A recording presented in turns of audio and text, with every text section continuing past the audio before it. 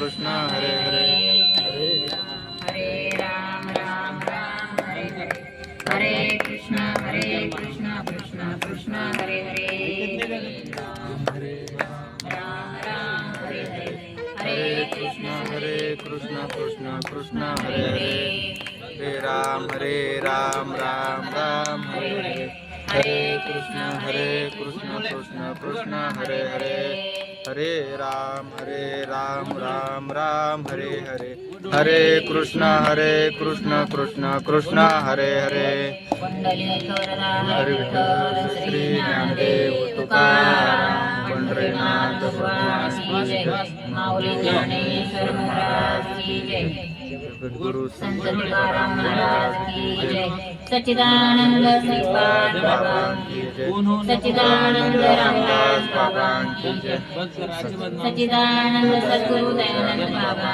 की जय अवधूत चिंतन श्री गुरुदेव दत्त गोपाल कृष्ण भगवान की जय सब संतन की जय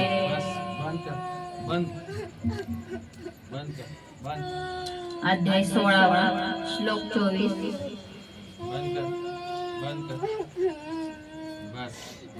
पतीची या मता अनुसरोणी पतिव्रता अनायासे आत्महिता भेटेची ते ना तरी श्री गुरु वचना दिठी देतू जतना शिष्य आत्मभाव होना माझी पैसे गुरु ब्रह्मा गुरु विष्णू गुरुदेव महेश्वरा गुरु साक्षात परब्रह्म तस्मै श्री गुरुवे नमः तस्मै श्री गुरुवे नमः ज्या ज्या स्थळी हे मन जाय माझे त्या त्या स्थळी हे निज रूप तुमचे मी ठेविते मस्तक तुझ्या ठिकाणी तिथे सद्गुरु तुमचे पाऊले दोन्ही ओम ब्रह्मानंदम परमसुखदम केवलम ज्ञानमूर्तिं द्वंद्वातीतं गगनसदृशं तत्त्वमस्यादिलक्षणम् एकं नित्यं विमलमचलं सर्वादिसाक्षिभूतं भावातीतं त्रिगुणरहितं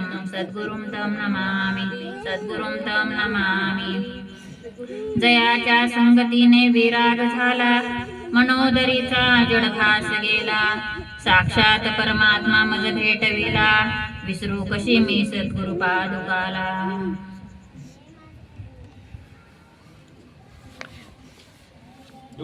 पतीची या मता अनुसरोणी पतिव्रता अनायासे आत्महिता भेटेची ते ना तरी श्री गुरु वचना दिठी देतू जतना शिष्य आत्मभुवना माझी पैसे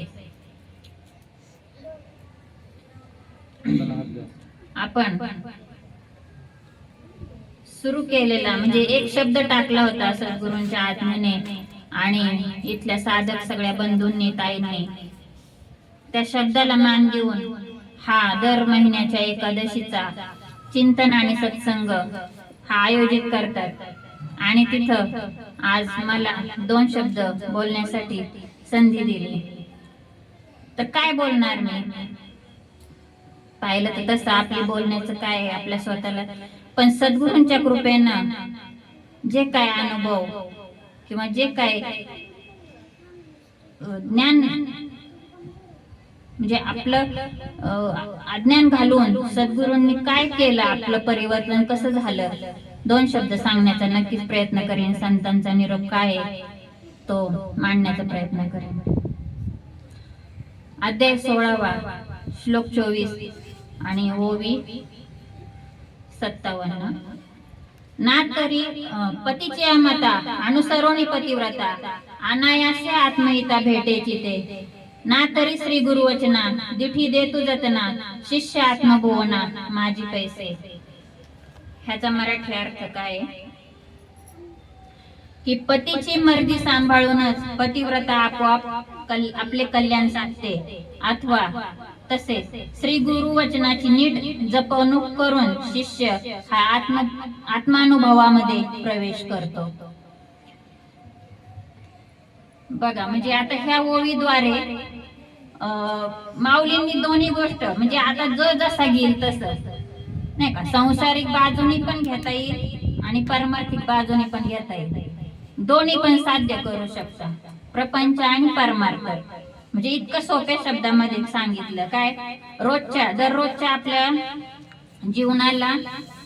जीवनातूनच आपल्याला शिकता येईल. काय सांगितलं की कसं उद्धार करून घ्यायचा, संसारात पण कल्याण कसं साधू शकतो आणि जीवाचं कल्याण, आत्मकल्याण सुद्धा जीव कसा प्राप्त करू शकतो, ह्या ओळीतनं आपल्याला माऊली सांगतात की पतीची या माता अनुसरवणी पतिव्रता अनायासे आत्महिता भेटायची ते. बघा म्हणजे काय सांगितलं याच्यामध्ये, माऊली काय म्हणतात की जर एखाद्या स्त्रीला संसारामध्ये जर ती पतीच्या नियमानुसार किंवा पतीच्या म्हणण्यानुसार किंवा पतीच्या मतानुसार जर ती वागत असेल तर ती काय होते, अनायासे ती संसारामध्ये तिचं हित किंवा कल्याण होऊ शकतं. आणि त्याचप्रमाणे श्री गुरु वचना म्हणजे सद्गुरु भेटल्यानंतर त्यांच्या वचनाप्रमाणे जर साधक वागला, त्यांच्या शब्दानुसार ते आत्मसात करून त्याला काय होऊ शकतं की आत्मानुभव प्राप्त होऊ शकतो. पण त्यासाठी काय करावं लागेल की तिथं नांदायला जावं लागेल, नाही का. आता हे कसं म्हणजे दोन्ही प्रकारे साध्य होते. पतीची या माता म्हणजे संसार सुद्धा सुखाचा व्हायचा असेल तर त्या स्त्रीला काय करावं लागतं बघा तुम्ही. आधी कुमारिका असताना म्हणजे आता इथे लेडीज आहेच, आपलं लग्न आधीच आयुष्य कसं होतं की मनमर्जीनं चाललेलं होतं, नाही का. उठायला काय आई म्हणली तरी झोपून राहायचं किंवा मला हेच पाहिजे, मला हेच नको, असं आपलं असायचं, लाड असायचे. पण ज्या वेळेस अक्षता पडल्या आणि नांदायला नवऱ्याच्या घरी आलो, काय झालं, काय परिवर्तन झालं. एका क्षणामध्ये आपण आपलं नाव बदललं, आपलं गाव बदललं, आपली माणसं बदलली. आपण काय झालं, सगळं सोडलं आपलं एका क्षणामध्ये सोडून काय झालं, नवऱ्याच्या घरी नांदायला आलो. मग आता तिथं 8 वाजेपर्यंत झोपून राहू शकते का, नाही राहू शकत. म्हणजे आपोआप हे संसारात पडल्यानंतर, लग्न झाल्यानंतर तिथला अंगीकार कसा झाला, आपोआप करून घेतला तिथल्या नियमांचा, तिथल्या गोष्टींचा. मग स्वतःच सगळं बाजूला सोडावं लागलं. स्वतःच जे काय होतं ना, स्वतःची मतं होती किंवा स्वतःच काय असायचं ते सोडून सासरच्या नियमानुसार वागायला चालू केलं. आणि काय झालं की स्वतःला विसरून गेली. त्या संसारामध्ये काय झालं, एकरूप इतकी झाली त्या नवऱ्याची, त्या सासरची, एवढी एकरूप होऊन गेली की तिला आता माहेरी जर गेली ना, ती माहेरी मन रमत नाही. तिला लगेच सासरची ओढ लागते, नाही यांचा डबा करायचा आहे, असं आहे घरी, सासू सासरे हे असे. म्हणजे एका क्षणामध्ये तिला तिची सासरची ओढ लागू लागली. मग हे कसं झालं, हे परिवर्तन कसं झालं की एका क्षणामध्ये तिने त्या आत्मसात केलं किंवा आपलंच केलं. आणि जर नाही केलं तर काय होतं, म्हणजे आता बघा आपण जर बघितलं की पहिले संसार कसे टिकत होते आणि आता काय होतंय, आता 1 वर्ष सुद्धा मुश्किलीनं संसार म्हणजे टिकणं, इतक्या घटस्फोटाच्या केसेस चालू झाल्या. काय झाल्या माहितीये का, सासरी नांदायचं कळलं नाही, सासरी नांदायचं कळलं नाही, स्वतःची मतं सोडली नाही, ती नवऱ्याची झाली नाही किंवा सासरची होऊन गेली नाही. असं ज्यावेळेस होतं त्यावेळेस काय होतं, संसार टिकत नाही, संसार टिकत नाही. मग तसं म्हणजे ह्याच्यातून आपल्याला काय इकडे यायचंय परमार्थिक गोष्टींकडे, काय की अनुग्रह झाला आपल्या पूर्व पुण्याने. एकतर नरदेह मिळणं मुश्किल आहे, काय भरतखंडी नरदेह प्राप्ती हे तो परम भाग्याची संपत्ती. आणि तेथे म्हणजे नरदेह हा भारत भूमीमध्ये मिळणं मुश्किल आहे आणि त्यातल्या त्यात महाराष्ट्रामध्ये मिळणं मुश्किल आहे आणि त्यातल्या त्यात संत भेट होणं मुश्किल आहे, नाही का. आता आपण ऐकलंय की काय 30 लक्ष भक्ती विना जिने जळवला जिरवाणे, संसार भोगणे दुःख मूळ, एक एक योनी कोटी कोटी फेरा मग लागे वारा मनुष्य देहाचा. 20 लक्ष योनी वृक्षामध्ये घ्याव्या जलचरी भोगाव्या 9 लक्ष. 11 लक्ष योनी किरडामध्ये घ्याव्या 10 लक्ष भोगाव्या पक्षामध्ये. 30 लक्ष योनी पशुची या घरी आणि मानवा भीतरी 4 लक्ष. नामा म्हणे तेव्हा नरदेह या नरा आणि तयाचा मातेरा केला मुळे.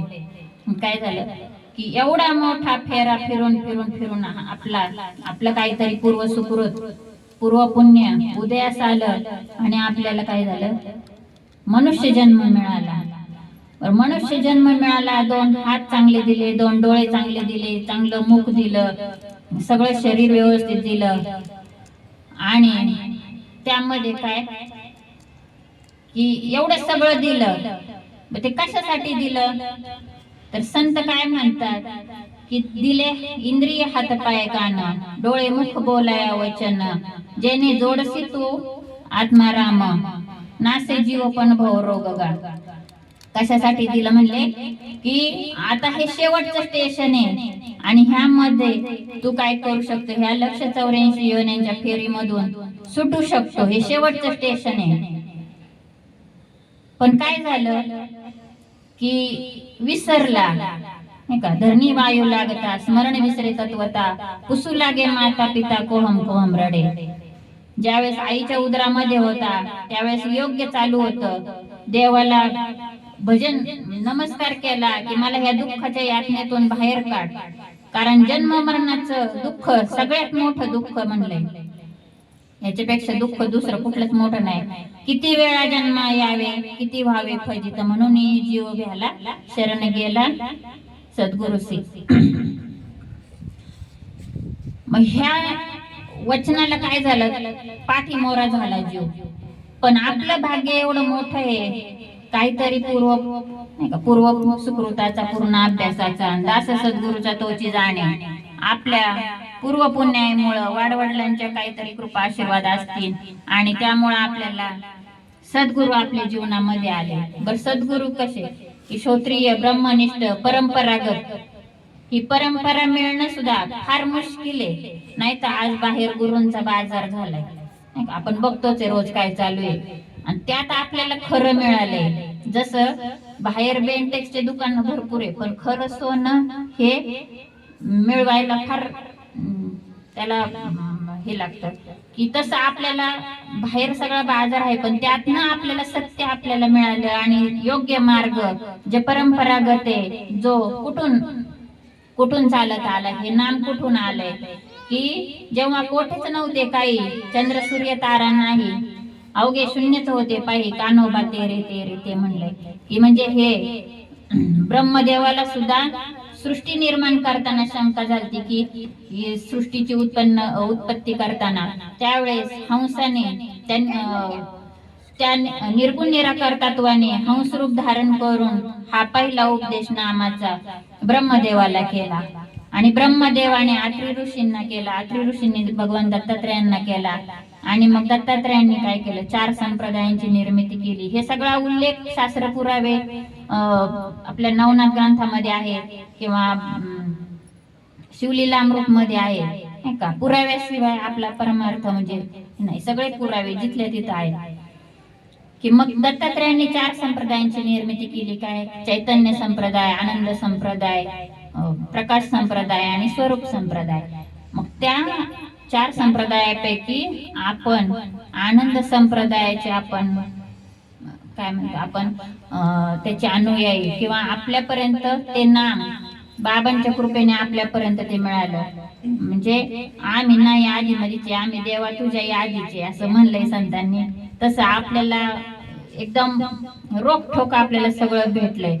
आणि हे भेटलं असताना की काय ह्याचं महत्व तेवढं आपल्याला जीवाला वाटत नाही. सांसारिक गोष्टींचं आता जर कोणाला फोन केला ना तर सगळं होतं, पण साधनेला वेळ मिळत नाही किंवा हे वाचन होत नाही किंवा साधनेला बसता येत नाही, वेळ भेटत नाही.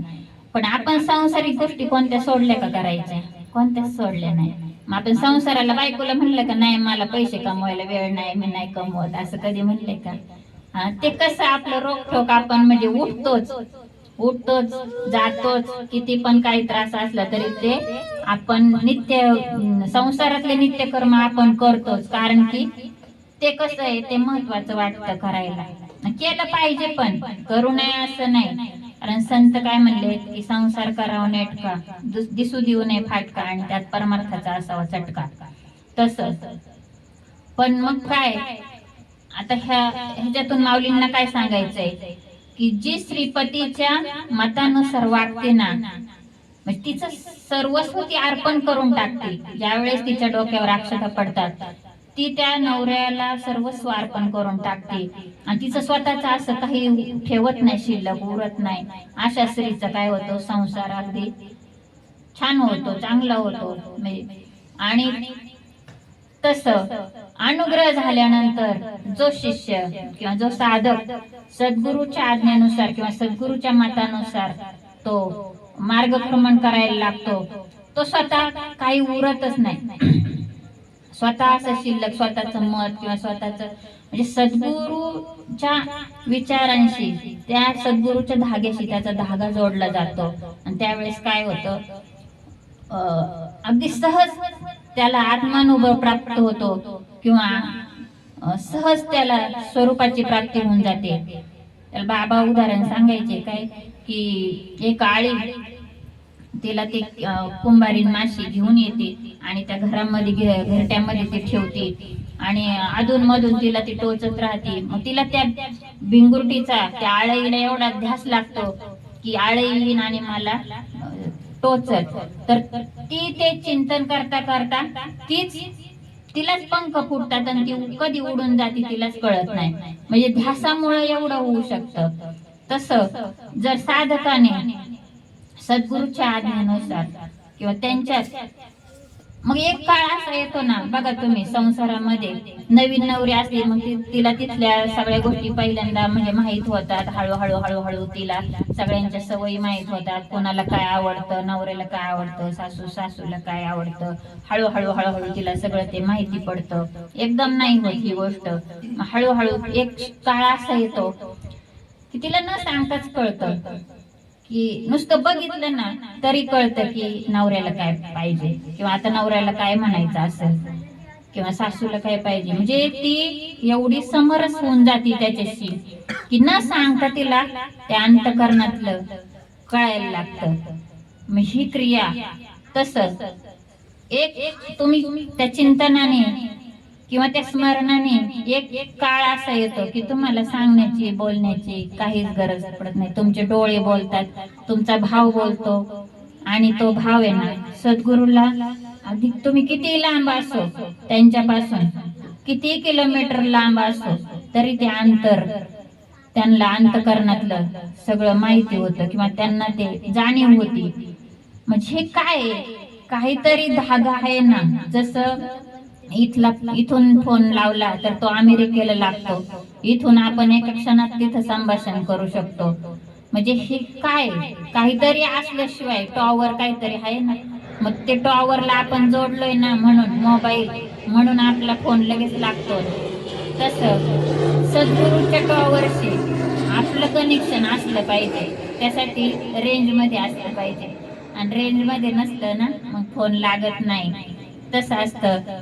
म्हणून की साधकाने काय करायचं की बघा आता म्हणजे इथं शिरल्यानंतर असं पण आहे, कारण तुम्ही भगवंताच्या ह्या मार्गाला लागता, त्यावेळेस असं होतं की आधी ना ज्यावेळेस अनुग्रह नसतो त्यावेळेस देहाचा अभिमान असतो, रूपाचा असतो, अनेक काय काय शिक्षणाचा असतो, कशाचा असतो, हा अहंकार असतो.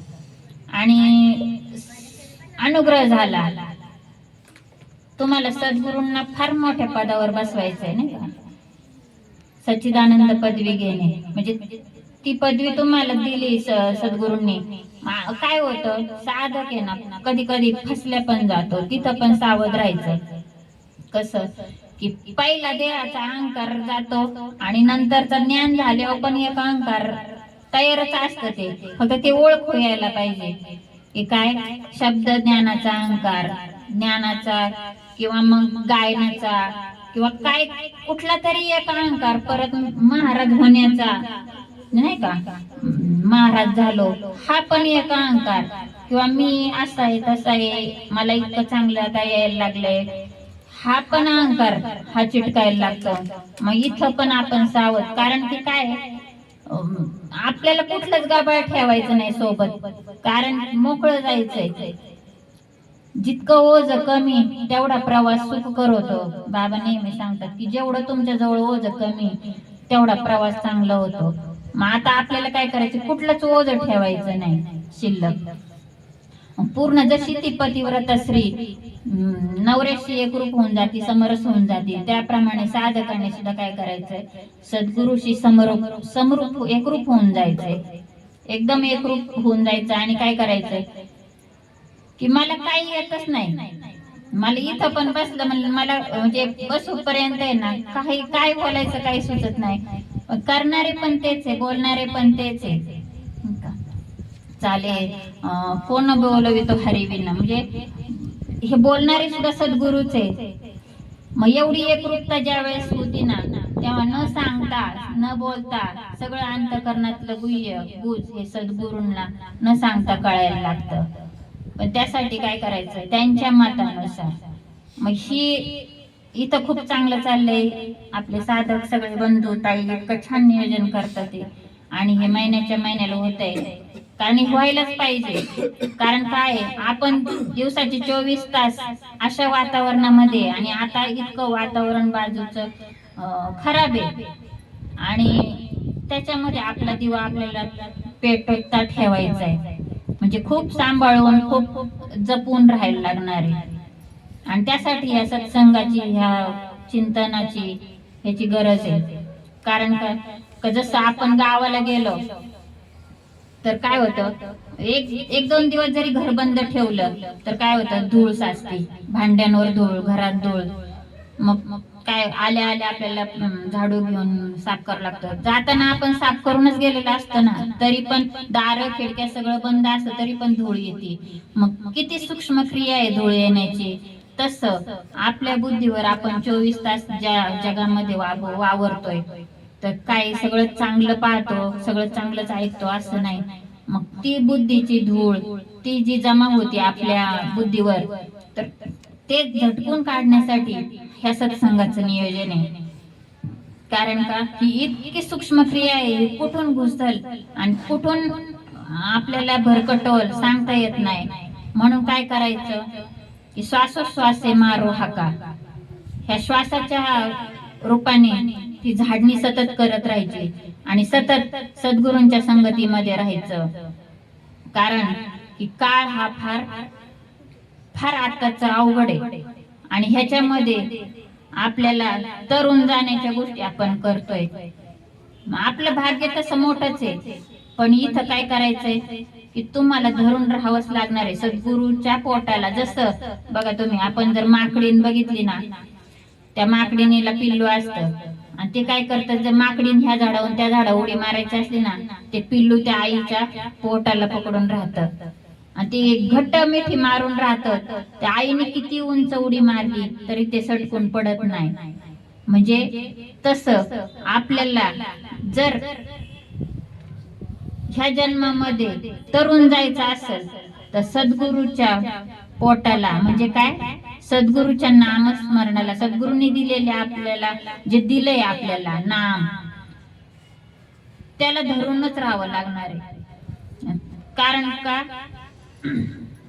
की धरून नाही राहिलं तर काय होईल, पडण्याची शक्यता आहे. म्हणून आम्हाला सद्गुरू मिळाले हे खूप मोठं भाग्य आहे. आणि हे नियोजन जे बघा ना, आता बाहेर जर महाराज मंडळी आपण पाहिले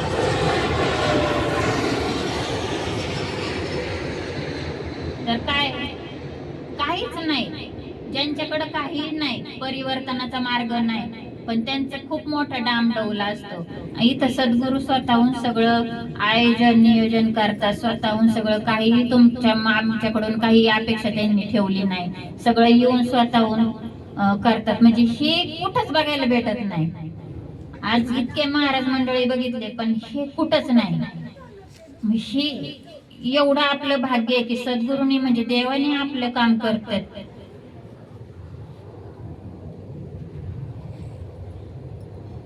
काय करावं अजून देवाने?